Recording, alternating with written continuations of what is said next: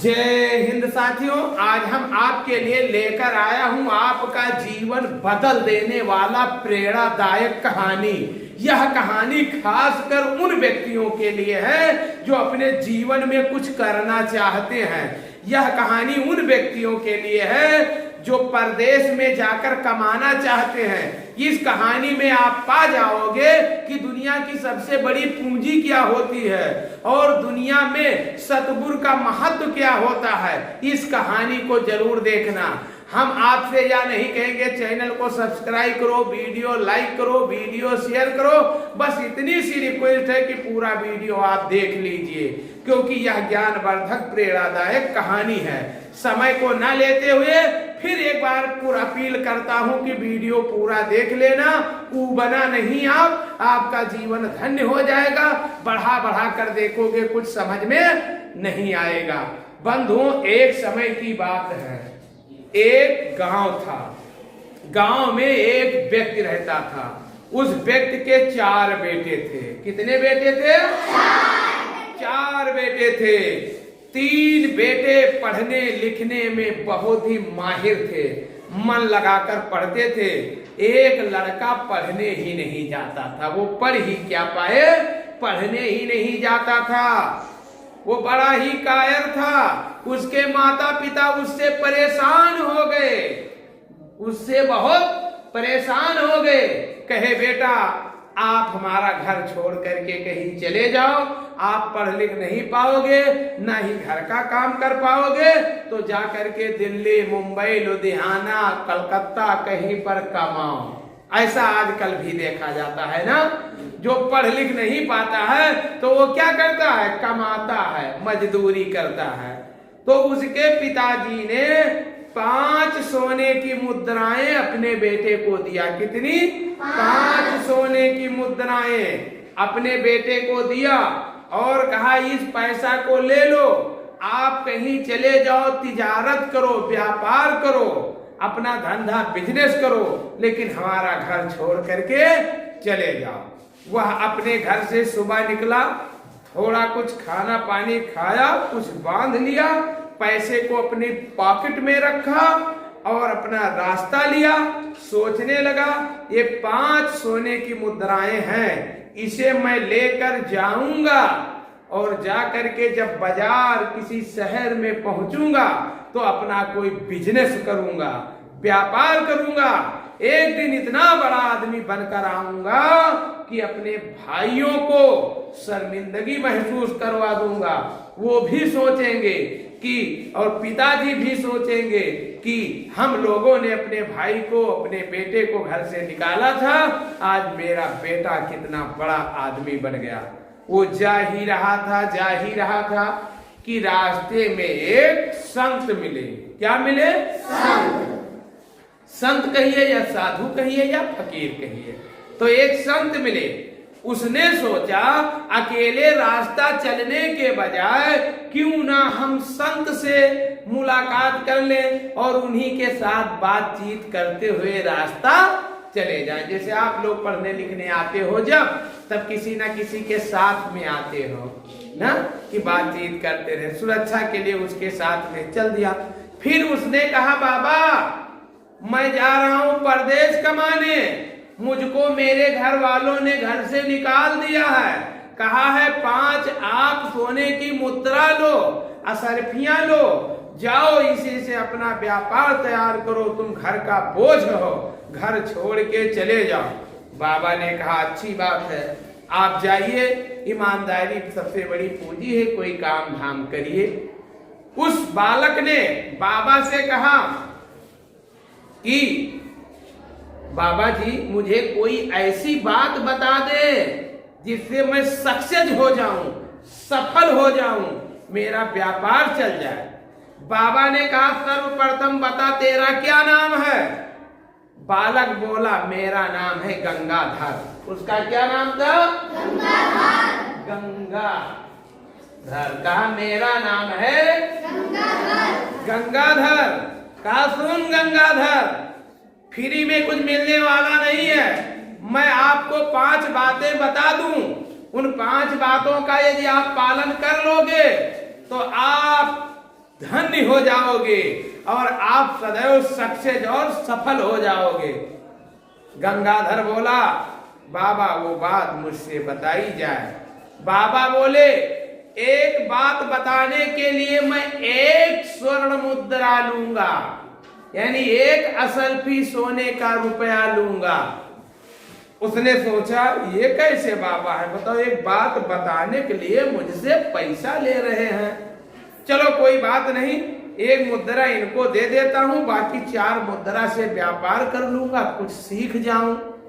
बाबा बोले, बेटा आप परदेश जा रहे हो, परदेश आप जा रहे हो, वहां जाना अच्छे काम के तलाश में लगे रहना, लेकिन जब तक कोई काम ना मिले आप फिजूल के बैठे मत रहना, छोटा मोटा कोई काम पा जाना उसी को कर लेना। ऐसे बहुत से लोग मुंबई दिल्ली जाते हैं, यही काम करेंगे, ऐसा नहीं, आप जो भी काम पा जाना उसी को आप कर लेना। क्या काम बताया कि बैठे बैठे रहने के बजाय छोटा काम कर लेना, छोटा काम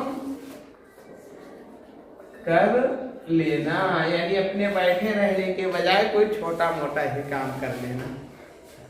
फिर कुछ दूर और बढ़े, कहा बाबा दूसरी बात बताया जाए। कहा बेटा वैसे नहीं, 1 स्वर्ण मुद्रा और दीजिए।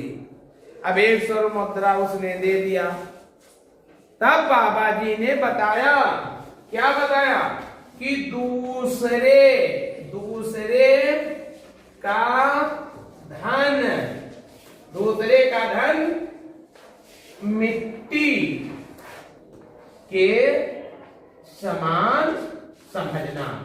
यानी परदेश में जाना, किसी दूसरे की धन दौलत को देखकर लालच में ना पड़ जाना।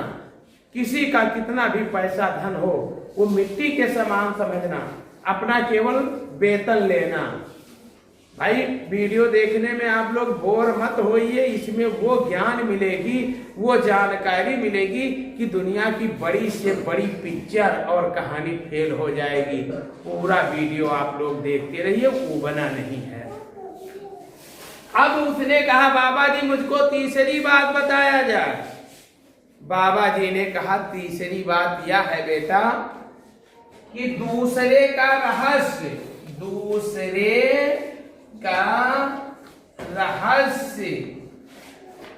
जान कर तीसरे से मत बताना। जैसे कोई किसी की विषय में कोई बात सीख जाता है, जान जाता है, देख लेता है, तो वो सबको बताने लगता है ना। अपना जो है सुरखरू होने के लिए इनकी बात उनसे, उनकी बात उनसे, और इसी के चक्कर में बहुत से लोग मार डाले भी जाते हैं। तो उसने कहा इसे आप ध्यान रखना। और तीसरी बात बताने के बाद बाबा फिर चल दिए। बोला बाबा जी मुझे चौथी बात भी बता दिया जाए। उसने 1 सोने की मुद्रा और बाबा को दिया। बाबा जी ने कहा कि किसी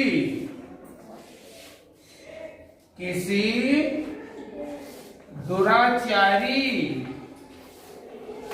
स्त्री पर विश्वास मत करना। परदेश में जाना, कोई कैरेक्टरलेस महिला मिल जाए या गलत आचरण का व्यक्ति मिल जाए तो उस पर आप विश्वास मत करना। वो अपना स्वार्थ सिद्ध करने के लिए किस हद तक गुजर जाए मालूम नहीं है। फिर कहा बाबा जी जब सब आपको पैसा दे ही दिया हूं तो 1 रुपया और भी ले लीजिए। ऐसा ना हो कि अभिमन्यु की तरह चक्रव्यूह का सब कार्य, सब दरवाजे तोड़ना सीख जाए, उससे निकलना न सीख पाए। कहा बाबा इसको भी ले लो, मुझको 5वीं बात भी बता दो। बाबा जी ने कहा कि जब कहीं कोई संत आप को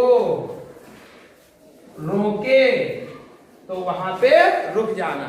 यानी कितने भी अटेंडर में, कितने भी इमरजेंसी में, कितने भी जल्दी में आप कहीं भी क्यों ना जा रहे हो, लेकिन यदि कोई संत मिल जाए, फकीर मिल जाए, साधु मिल जाए, कहे बेटा आओ ठहरो बैठो 2 मिनट आराम कर लो, कुछ सत्संग सुन लो, तब आप जाना। कितने भी अटेंडेंट में आप क्यों ना जा रहे हो, लेकिन जब कोई साधु फकीर आपको मिल जाए रोके, या उसकी झूड़ी उसकी जो है ग्रुप को देखो तो वहां पर रुक करके उनकी संगत की बातों को सुन लेना चाहिए। इसी के बाद के साथ 5 बात उसको बाबा ने सिखाया कि परदेश में जाना तो बैठे रहने के बजाय छोटा मोटा कुछ ही दिन का कम पैसे का क्यों ना काम मिल जाए उसे कर लेना। दूसरों का परदेश में यदि धन आप देखना बहुत ज्यादा है, जैसे किसी को नौकरी मिल जाती है काउंटर पर बैठते हैं ना, तो पता लगा कि वो पैसे के मालिक में चुरा चुरा कर जेब में रखने लगे। तो वही चीज पर कहा कि दूसरों का धन मिट्टी के समान समझना, केवल अपना वेतन लेना, और वहां पर जाओ तो तमाम प्रकार के महिलाएं स्त्रियां, अच्छा बुरा, भाई ये संसार एक जंगल है। जंगल में जैसे शेर, भालू, अजदहे, बिच्छी, नाग रहते हैं, ऐसे ही संसार में भी है कि एक से अच्छे बुरे लोग रहते हैं। कोई दुराचारी महिला मिल जाए तो उस पर विश्वास नहीं करना। और भी बताया, जब कहीं पर आप जा रहे हो, कहीं सत्संग हो रहा हो, कोई साधु संत फकीर मिल जाए आपको ठहरने को कहे तो वहां पर रुक जाना। इन्हीं बातों के साथ पहुंच जाता है बेटा एक चौराहे पर, बाबा का रास्ता अलग हो जाता है, उसका रास्ता अलग हो जाता है। कुछ दूर वह जब जाता है तो सोचता है इन बातों को बताने में बाबा का पैसा कहां से लग गया, उन्होंने मुझसे पैसा क्यों लिया, बिना पैसा का भी तो इसे बता सकते थे। जैसे बच्चों को पढ़ाया जाता है तो बहुत से लोग के घर वाले सोचते हैं कि यदि मैं नाम नहीं लिखाता तो कहीं स्कूल बंद कर देते, तब भी स्कूल चलाते, तो इसमें पैसा कहां से आ गया। एक लड़का हमारा चाहे तो गरीब हूं वैसे ही पढ़ा दूं, ऐसे उसके मन में भी बात आया कि पैसा न लेते बाबा वैसे बता देते तो क्या हो जाता। खैर कोई बात नहीं, आगे चलता हूं, बाबा के बताए हुए बातों का मैं पालन करूंगा, फिर परदेश से जब लौट कर आऊंगा तब बाबा से पूछूंगा कि तुम पैसे न लेते तो क्या ये बात नहीं बता सकते थे। अब वो पहुंचा परदेश, किसी प्रकार से पैदल, किसी के सहयोग से, मांगते जांचते, खाते पीते, भाई पैसे था नहीं, 5 स्वर्ण मुद्रा थी व्यापार करने के लिए, वो तो बाबा ही ले लिए। अब वो हारा थका लाचार जा करके पहुंच गया परदेश। वहां पहुंचा, जब पैसा नहीं था तो कहीं ठिकाना नहीं था, वो काम खोजने लगा। तब तक के लिए एक व्यक्ति मिला, उसने कहा मुझे लगता है आप नए नए परदेश में आए हो, आपको काम की जरूरत है। कहा हाँ मुझे काम की जरूरत है। तो कहा एक बहुत बड़े व्यक्ति अर्थात एक राजा के घर में कार्य करता हूं। इस जो शहर है वहां का सबसे बड़ा सेठ है, राजा है, महाजन है, उसके यहाँ मैं काम करता हूं और मेरी माँ का तबीयत खराब हो गया है, मुझे घर जाना है, मैं 1 महीना का छुट्टी मांगा हूं। तो राजा ने कहा है कि छुट्टी आपको जब देंगे जब अपने काम पर आप ला करके दूसरे को खड़ा कर दोगे तब। भाई ध्यान से सुन रहे हो बात को, कहा दूसरे के काम को, दूसरे को ला करके इस काम पर जब खड़ा कर दोगे तब आपको मैं छुट्टी दूंगा। इसलिए मैं आपको अपने काम पर लगाए देता हूं, 1 माह के बाद जब मैं आऊंगा आप काम तुरंत छोड़ देना, तब तक के लिए आप काम करिए। उसको तुरंत बाबा की बात याद आई कि बाबा ने कहा था कि बैठे रहने के बजाय छोटा काम कर लेना। भाई पूरी कहानी सुनते रहिए, जैसे हातिम ताई में 7 सवाल है, 7 सवाल पूरा हातिम ताई किस्सा नहीं देखोगे मजा नहीं आएगा, पूरी कहानी नहीं सुनोगे या कोई सवाल छूट जाएगा मजा नहीं आएगा। क्या हुआ, उसने कहा बाबा ने बताया था बैठे रहने के बजाय छोटा सा काम कर लेना, तो चलिए कम से कम 15 दिन 1 माह का काम मिल गया, करता हूं फिर आगे सोचेंगे। अब वह राजा के दरबार में जहां पर रहता था, राजा के पास घोड़ा था, राजा घोड़े का बड़ा शौकीन था। वैसे राजा लोग घोड़ा बहुत पालते हैं, गायें पालते हैं, भैंसे पालते हैं, उनके पास बहुत सारे जानवर थे। तो जो राजा के घोड़े थे उन्हीं घोड़ों को खिलाता पिलाता था वह व्यक्ति जिसको गंगाधर को जिसने काम पर रखा था। जब अपने कमरे की चाबी दे दिया और घोड़ों को उसके सुपुर्द हवाले कर दिया, फिर वह चला गया अपने गांव। अब हुआ क्या, वहां पर जो फार्म हाउस बना हुआ था वहां पर गायें थी, खरगोश थे, भैंसे थी, घोड़े थे, पूरा स्तबल था। वहां पर पशुओं को खिलाने के लिए, जैसे गांव में इस समय गौशाला बना है, प्रधान को सरकार पैसा देती है गायों को खिलाने के लिए। अब प्रधान लोग क्या करते हैं, पूरा चारा ही खा जाते हैं, बेचकर अपन जो प्रधान हो उनके द्वारे पर जाओ, दरवाजे पर देखो, उनकी गायें चल नहीं पाती हैं, इतनी मोटी हैं। और जो गौशाला वाली गायें हैं वह ऐसे ऐसे कर रही हैं, चट चट उनका पांजर बाज रहा है। क्यों? क्योंकि उनका भोजन लाकर अपने गायों को खिला देते हैं। तो जो राजा था प्रति घोड़े पर 20 किलो चना देता था प्रतिदिन खिलाने के लिए। उसके वहां के जो नौकर थे 15 किलो बेचकर दारू शराब मांस मदिरा में विलीन कर देते थे और 5 किलो चने ही घोड़े को देते थे। राजा जो भी एक से एक घोड़ा लाते थे उनके घोड़े धीरे धीरे कमजोर पड़ जाते थे। अब जब गंगाधर ड्यूटी पर आया तो गंगाधर ने क्या किया, जो भी अनाज मिलता था, जितने घोड़े उसके जिम्मे थे उसको उसने खूब मन लगाकर खिलाया। उसके घोड़े एकदम बुलंद हो गए और बाकी जितने लोग थे वह लोग उस अनाज को बेच बेच करके मांस मदिरा का सेवन करते थे, पैसा चुराते थे। उसके मन में आया चल के राजा से यह बात बताऊं, राजा से यह बात बताऊं। फिर उसने सोचा चलिए कोई बात नहीं, राजा से बात बताने से क्या फायदा, धीरे धीरे पोल वैसे ही खुल जाएगा। कुछ दिन बीता, राजा ने कहा जा करके अपने फार्म हाउस पर टहले और अपने पशुओं का निरीक्षण करें, अपनी फसलों को मैं देखें। जब राजा वहां पहुंचा तो जितने लोग गैया बछरू भैंसे खिलाते थे या अन्य घोड़े उनके अंडर में थे वो दुबले पतले थे और इसके घोड़े खूब तगड़े थे। राजा को भाई जरा सा समय नहीं लगा, उसके बाद दिमाग में घुस गई। कहा ये बताओ, यदि यहाँ की जलवायु अच्छी नहीं होती, इतना भोजन पर्याप्त नहीं होता, तो इसके घोड़े इतने स्वस्थ क्यों, इतने हेल्दी क्यों, और आपके जो जानवर घोड़े हैं वह इतने वीक क्यों, इतने कमजोर क्यों, अस्वस्थ क्यों। पोल खुल गया। राजा से उसने बताया कि महाराज जो भी अनाज मिलता है मैं टोटल आपके जानवर को खिला देता हूँ, ये लोग उसको बेचते हैं और खाते पीते हैं, ये गलत कार्यों में उसको व्यर्थ कर देते हैं। राजा ने इसी बात पर खुश होकर के उसको पूरे मंडल यानी जो कृषि विभाग था, पशु जानवर के विभाग का था, उसका उसने मालिक बना दिया और कहा ये लोग अंडर में काम करेंगे, आप केवल इनका निरीक्षण करना, निगरानी करना, मुआयना करना, इसको देखते भालते रहना। देखिए बाबा की अभी एक ही बात है, सारी बातों को सुन लोगे तो जीवन धन्य हो जाएगा। अभी क्या से क्या होगा पूरा वीडियो देखिए तब पता चलेगा आपको बंधुओं। अब हुआ क्या, वो अपने ड्यूटी कर्तव्य पर लग गया, उसने अपना ड्यूटी कर्तव्य पर लग गया और इन लोगों ने उसे बहुत सिखाया कि आप भी बेचो, आप भी बेचो, आप भी खाओ पियो, ना खाओ पियो तो इस धन को अपने घर भेज दो, इकट्ठा कर लो। यहाँ कमाने के लिए आए हो कि किसी का सेवा करने आए हो, इतना ईमानदारी सेवा करना ही था तो अपने गांव के लोगों का चप्पल जूता बनाते।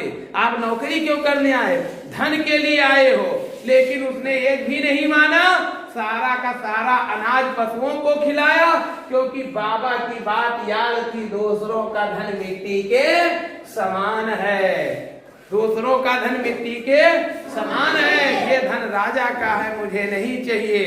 अब वो प्रमोशन में हो गया। अब कुछ दिन बीतता है, वो व्यक्ति जो इनको काम पर रखकर गया था वो खुद आ गया घर से वापस। उसकी माँ जब ठीक हुई, आया यहाँ रहने लगा, परिवर्तन देखा, सब पशु जितने थे सब स्वस्थ थे, फसलें हरी भरी थी, बाग बगीचे फुलवारी हरे भरे थे, सब जितने मक्कार थे सब सुधर चुके थे और ये उन सबका लीडर बन चुका था। वह आया और उसने कहा जाओ आप नौकरी से निकलो, मैं आ गया हूं, अपना काम खुद देखूंगा। तब तक के लिए अन्य नौकरों ने कहा अब तुम नहीं निकाल सकते, वो जिसे कहेगा वो नौकरी पर रहेगा। कहा क्यों? कहा जितने भी यहाँ पर लेबर काम करते थे नौकर, सबका इसे मुआयना करने के लिए, निरीक्षण करने के लिए, निगरानी करने के लिए एक लीडर बनाया गया, जैसे क्लास में एक मॉनिटर बनाया जाता है, सेना में एक सेनापति बनाया जाता है, ऐसे ये बन गया। कहा चलो कोई बात नहीं, लेकिन इन लोगों ने आपस में उसे ईर्ष्या करना प्रारंभ कर दिया। इन लोगों ने योजना बनाना प्रारंभ कर दिया कि इसी को मैंने नौकरी दिलाया, यही मेरा मालिक बन बैठा, इसको किसी न किसी प्रकार से नौकरी से निकलवा दिया जाए, किसी न किसी प्रकार से इसे नौकरी से निकलवा दिया जाए।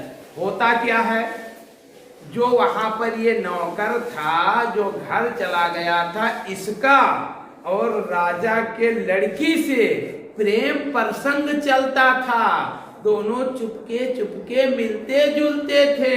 अब ये जैसे अपने घर से वापस आया, तैसे उनकी लड़की भेंट करने के लिए चुपके से आई और कमरे में कुछ फुसफुसाहट हो रही थी कि यह निरीक्षण पर निकला था कि कौन लेबर कहाँ क्या काम करता है। इसने देख लिया, इसके मन में आया ये नौकर होकर के राजा हमारे मालिक बोझ की लड़की को बरगला रहा है, इसे राजा से बता देंगे, आज इसकी चमड़ी उधड़वा देंगे। तब तक उसके मन में एक बात याद आ गई, क्या? दूसरों का रहस्य जानकर चुप रहना। शहर में जाते हो, कोई गलत कोई कार्य करता है, उजागर करते हो, मिल को वही कर मार कर गटर में फेंक देते हैं। तो वो अपने गुरु का बहुत ही भक्त था, उसने कहा दूसरों का रहस्य जानकर चुप ही रहना। बाबा ने बताया था जो जैसा करेगा वो वैसा भरेगा, नेकी कर दरिया में डाल। मुझसे कुछ मतलब नहीं है, ना मैंने कुछ देखा ना मैंने कुछ सुना, जाने मालिक बस राजा का नौकर हूँ, ईमानदारी पर काम हो, घोटाला ना हो, इससे कोई मतलब नहीं। जब तक के लिए वो खिड़की के पास से गुजरा, तब तक क्या हुआ, उन दोनों ने उसे देख लिया, और जब देख लिया तो उसने लड़की से कहा ये तो राजा से बता देगा, अब हम दोनों मार डाले जाएंगे। तो कहा क्या किया जाए? तो लड़के ने लड़की से कहा तुम ही अपना तिरिया चरित्र चलाओ, इसे अपने जाल में फंसाओ और इसका कर दिया जाए, 1 2 3 कर दिया जाए। कहा कैसे? अब लड़की गई, उससे मिला किसे? गंगाधर से। कहा आई लव यू, मैं तुझे बहुत प्यार करती हूँ, बहुत उसे अपने जाल में फंसाया, आइए आपको मैं डिनर दूंगी, आपने जो देखा वो सच देखा, मैं उससे प्रेम करती थी, लेकिन करती थी तब करती थी, अब मैं तुमसे करती हूँ, मेरे बाप के कोई औलाद नहीं है, मैं तुमसे विवाह करूंगी, मेरा जितना धन है सब आपको मिल जाएगा। लेकिन बाबा की बात याद आ गई। क्या बात याद आ गई? किसी दुराचारी स्त्री पर विश्वास मत करना, किसी दुराचारी स्त्री पर विश्वास मत करना। उसने डिनर कैंसिल कर दिया, उसने भोजन उनके घर जाना कैंसिल कर दिया, उसने कुट्टी कुट्टी करने के जुट्टी जुट्टी करने के बजाय कुट्टी कुट्टी कर दिया है। आई लव यू के बजाय आई हेट यू बोल दिया। का नहीं नहीं, हम ये गलत कार और किसी के बरगलाए में नहीं आ सकते। मन में था ना, वो अपने गुरु का भक्त था।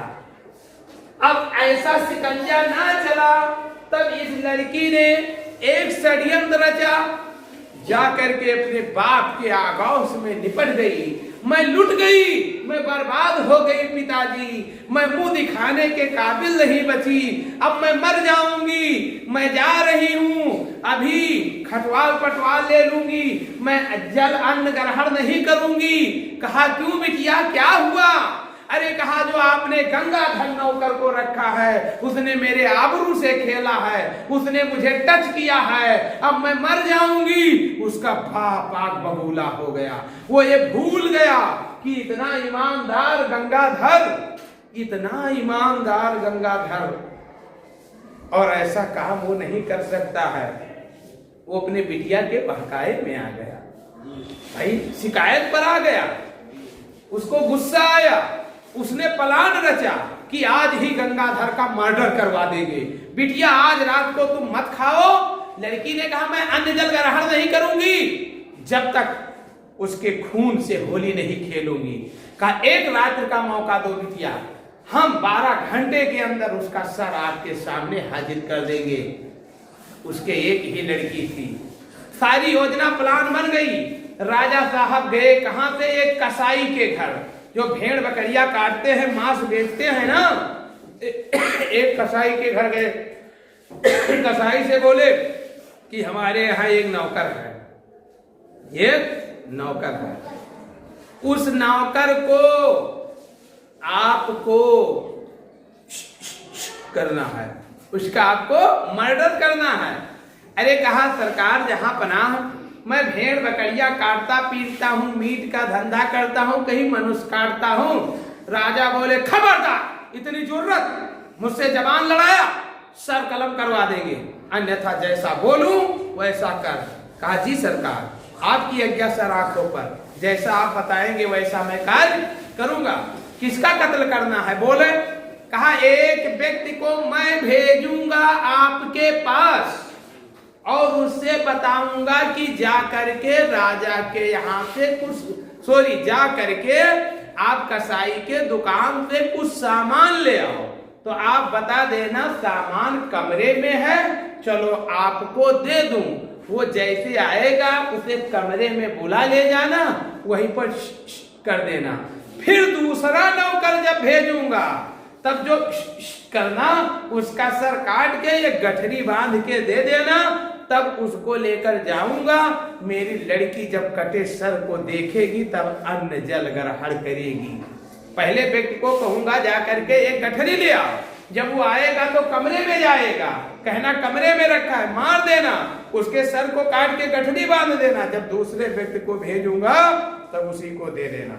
सारी प्लान योजना रच दी गई। अब गंगाधर के पास कोई चारा नहीं था। अभी तो हातिम ताई के सवाल पूरे हो ही रहे थे, तब तक के लिए जादूगर मिल गया जिसका जान तोते में था। अब मरता तो क्या करता, संकट बहुत बड़ी आ गई। लेकिन कहा जाता है ना, सत्यमेव जयते, सदैव सत्य की जीत होती है। अब आगे इसका जान बच पाता है कि नहीं बच पाता है, उसकी जीत होती है या उसका मर्डर हो जाता है। इस कहानी को पूरा आप देखते रहिए और ऐसे अच्छी कहानी सुनने के लिए चैनल को सब्सक्राइब कर दीजिए।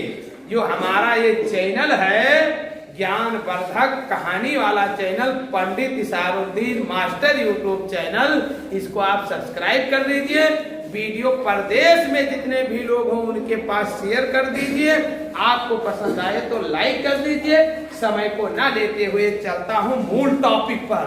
अभी तो पिक्चर बाकी है, अभी तो ट्रेलर देखा है। अब क्या हुआ, सारी प्लान बन गई। प्लान बनने के बाद राजा ने गंगाधर को बुलाया। गंगाधर को बुला करके कहा बताइए गंगाधर क्या हाल है? कहा सरकार सब कुछ सही है। कहा कोई दिक्कत? कहा कुछ नहीं। कहा कोई परेशानी? कहा कुछ नहीं, क्योंकि राजा साहब ने बाबा ने बता दिया था कि दूसरों का रहस्य जानकर किसी से मत बताना, तो इसलिए वो कोई बात किसी से बताना नहीं चाहता था। दुराचारी स्त्री ने उसे छल से मारना चाहा, उस पर विश्वास करके ना गया। दुराचारी स्त्री ने उसी के ऊपर तोहमत लगा दिया। अब उसके बचने का सारा चांस खत्म। लेकिन वो बेचारा था सीधा साधा, वो कुछ नहीं जानता था, वो अपने कर्तव्य पर डटा रहा।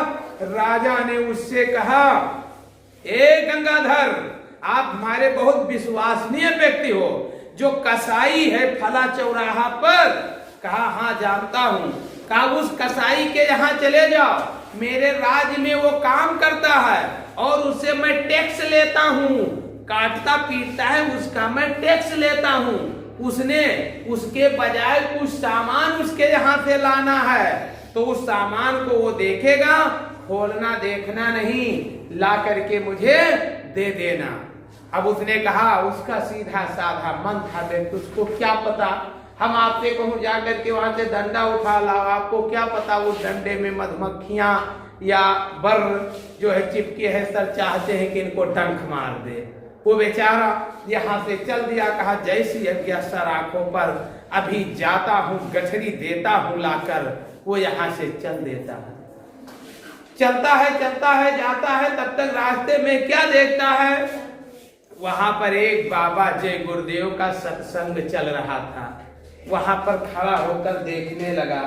जब खड़ा होकर के सत्संग देखने लगा तो क्या हुआ, एक बाबा ने कहा, बच्चा आके बैठ जाओ, कुछ ज्ञान की बातें सुन लो, तब कार्य में लगना। उसने कहा, नहीं, राजा के आदेश से मैं जा रहा था और मेरे पास समय नहीं है 1 मिनट रुकने के लिए, अन्यथा राजा मेरा सर कलम कर देगा। फिर उसको बाबा की बात याद आ गई कि जब कहीं कोई सत्संग हो रहा हो, अर्थात कोई संत आपको मिले और रोके, तो बेटा वहां पर रुक जाना। वहां पर रुक गया। वहां पर अच्छी अच्छी बातें, प्रेरणादायक बातें होने लगी। उन बातों को वो सुनने में मशगूल हो गया, व्यस्त हो गया। कम से कम 2-3 घंटे लग गए। अब वो वहीं पर सुन ही रहा था। आगे की कहानी सुनो। राजा ने सोचा, अब तो वो जा चुका है, उसका काम हो गया होगा। दूसरे नौकर जो उसकी लड़की से, समझ गए, उसको भेजा। उसने कहा, उसकी लड़की ने, ये मेरा अच्छा दोस्त है। ये नहीं बताया, स्त्रिया चरितम दैवो न जनतम। उसने कहा, अच्छा दोस्त है। अब राजा ने कहा, जाओ और तुम चले जाओ वहां पर एक दुकान पर, वो दुकानदार तुमको एक सामान देगा, ला करके यहाँ पर दे देना। राजा ने समझा कि गंगाधर का सर कट गया होगा, गठरी बंध गई होगी, ये अभी जाएगा और गठरी लाकर रखेगा, तब मैं इसे कह दूंगा तुम जाओ टहलो घूमो, मैं अपने बेटी को सर दिखा दूंगा, वो अन्न जल ग्रहण करेगी। होता क्या है, वो तो सत्संग में पड़ गया। पहुंच गए यही भैया, वहां पर पहुंचे, बूचर खाने वाले से कहा कि नमस्कार। कहा, नमस्कार। कहा, राजा ने भेजा है। कहा, ठीक भैया आओ। कहा कि जो है राजा ने भेजा है, आप कोई सामान की बात है दे दो। कहा, अंदर चलो। बहन का बलिया इधर पाप का घड़ा जब भरता है ना, तो पाप बरेली चढ़ के चिल्लाते हैं। का सुने हो, अभी नहीं के बोटिया दे, काट खोपड़ी बना दे। तब सत्संग खत्म हुआ। कहे, बहुत देर हो गया, दौड़ के चलूं, राजा मार डालेंगे। अब ये दौड़ कर गया, उस दुकान पर हाँफते हुआ पहुंचा। कहा, राजा ने कुछ कहा था। हाँ, कहा, चलो अंदर तुमको दे दूं गठरी। वो उन्हीं के खोपड़ी काटा, मरवाना था उसको और गठरी ले जाना था इनको, और मर गया ये, गठरी ले गया वो। अब जैसे ही सर का कटा हुआ गठरी ले करके राजा के दरबार में पहुंचा, ओहो, राजा सोचे इसको तो मैंने मारने के लिए बताया था, और हुआ क्या, लगता है कसाई ने कुछ समझ नहीं पाया, कुछ दूसरा ही दे दिया, इसको मारा क्यों नहीं। कहा, चलो कोई बात नहीं है, जाने दो, देखता हूं उसने दिया क्या, कम वक्त को कल मैं बताऊंगा। अब वो लेके जा करके गठरी कमरे में रख दिया, और गठरी जब कमरे में रखा तो राजा ने कहा, अपने लड़की से कहा, गंगाधर से तुम जाओ जाओ जाओ। सोचा अगले दिन का, लेकिन आज देखूं क्या उसने दिया। ऐसा तो नहीं कि आज पुलिस का छापा रहा हो, आज इसको ना मार पाया हो, तो कुछ उसमें चिट्ठी उट्ठी लिख कर रख दिया हो कि आज काम नहीं हो पाएगा, कल भेजना। देखता हूं। अब राजा और उसकी लड़की ने जैसे ही गठरी खोला, बस वही दुराचार जो व्यक्ति था उसी का सर कटा हुआ निकला। बस वो लड़की वहां पर पड़ी हुई बर्छी को अपने भोंक लिया और अपना मर्डर कर लिया। क्योंकि जब उसका आशिक ही नहीं रहा तो आशिकी कहां बचेगी। जब दांत ही नहीं रहा, मुंह में कैंसर हो गया, तब तुम डली कैसे चबाओगे भाई। तो उसने अपना मर्डर कर लिया। राजा ने उसका कहा चल के दवा इलाज कराऊं, लेकिन उसने कहा नहीं, ये व्यक्ति बहुत सही है, मैंने सारा इल्जाम इस पे गलत लगाया, मैं पापी हूं पिताजी, मैं अभागन हूं पिताजी, मैं बहुत ही क्रूर लड़की हूं आपका, इसके साथ छल करना चाहा। ईश्वर अल्लाह तेरो नाम सबको सम्मत दे भगवान, ईश्वर ने उसका बदला मुझे दिया है, मैंने इसे मरवाना चाह रहा, मेरे आशिक का मर्डर हो गया, लेकिन मैं उससे इतना प्रेम करती थी कि उसके बजाय मैं एक पल जी नहीं सकती थी, इसलिए मैं अपने मृत्यु को सिधारता हूँ। पिताजी मेरी एक आखिरी इच्छा पूर्ण कर देना, इसको अपने बेटा स्वीकार कर लेना, क्योंकि दुनिया में इतना ईमानदार और अच्छा व्यक्ति नहीं मिलेगा। अब हुआ क्या, जब लड़की मर गई तो वहां पर राज्य अभिषेक किया गया, गंगाधर राजा बना। राजा बनकर कुछ दिन तक कार्य किया, फिर कहा चल करके जो मेरा जननी जन्म भूमि स्वर्गा यदा अब गरीयसी, यानी जन्म भूमि और माँ स्वर्ग से बढ़कर है, मैं जाकर अपनी माँ से मिल आऊं, अपने जन्म भूमि का दर्शन कराऊं और जाकर के बाबा से उस प्रश्न को पूछ लूं कि यदि वो बताए थे तो पैसा क्यों लिया था।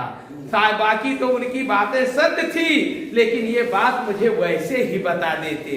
भाई इसारुद्दीन ने पढ़ाया तो मेरा लड़का पढ़ तो गया, लेकिन फीस क्यों लिया, इस बात को क्या बिना फीस के पढ़ाते तो नहीं पढ़ पाता।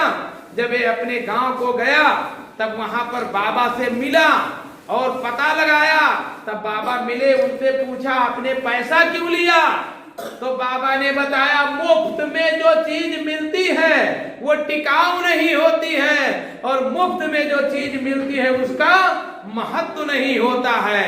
तो फ्री में मैं ज्ञान आपको बता देता, आप भूल जाते, आपका सारा धन लेकर मैंने आपको ज्ञान बताया, इसलिए पल पल उस बात को आपने याद रखा। एक भी बात आप भूल जाते तो आप हो जाते, आपका मर्डर हो जाता। बंधुओं, जितने भी लोग प्रदेश जाने वाले हो, वीडियो को बढ़ा कर देखे हो तो दोबारा पूरा देख लो, लेकिन वीडियो पूरा देखें और चैनल को आप सब्सक्राइब कर दीजिए, वीडियो को शेयर कर दीजिए, ताकि आपको ऐसे अच्छे आपको ज्ञानवर्धक कहानी मिलता रहे। हमारे इस चैनल को आपको आपकी जिंदगी बदलने वाला ज्ञानवर्धक, मनोरंजक, स्वास्थ्य और शिक्षा, समाज से संबंधित अच्छी कहानियां मिलती हैं। और यहाँ पर जितने भी स्टूडेंट्स बैठे हुए हैं जो वीडियो को देख रहे हैं, वह लोग एक बार इस वीडियो का तालियों से स्वागत करें। इसी के साथ जय हिंद, जय भारत, फिर मिलेंगे। Okay, bye.